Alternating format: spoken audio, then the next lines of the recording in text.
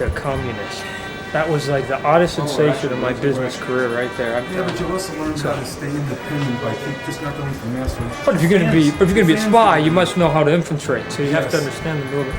And what goes on in Hong Kong? You go there, something like that. What are you looking for? Well.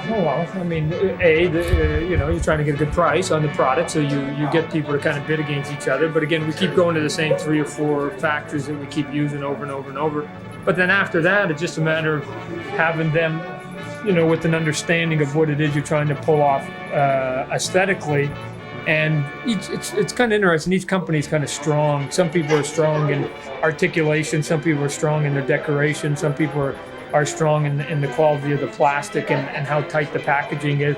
So you kind of play to the strength of what it is you're trying to come across. But once they come over to China, then they literally take these things, they put it in a machine that takes the image and puts it into a memory bank in its computer, and then cuts into laser beam into steel, actually cuts the mold. And those are the molds that simplistically are like a coconut that you pour the plastic in and then you clamp it and you actually bake the toy. So when you open it up out of the oven, you've got the toy that's in like a 1-color mold, and then you begin the process of taking all these pieces of the puzzle and putting the arms together and gluing them and painting them and putting them in packages and making sure all the accessories are together, putting the labels on the packaging. And it's literally like putting like a puzzle together that starts with a bunch of pieces at the beginning of the conveyor belt, and at the end you've got, like here, this is actually a production piece. This isn't like a prototype. This is actually out of the factory right here. Well, that is based upon this 2-up that we have right here that we sent over to them.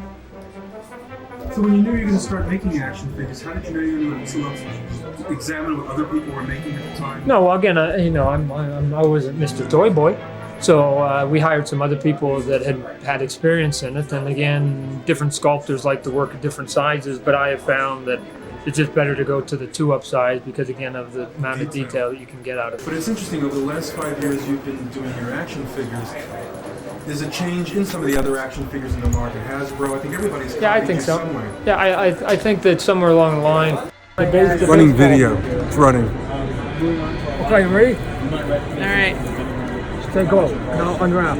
Action. Action. Unwrapping action. Yeah, so we can be spontaneous. I also got to hang out with Spontaneous is genius. Stan Lee. I was the assistant director on the second unit for Spider-Man TV show way back when. Oh my gosh, you're going way back in the time. Oh yeah.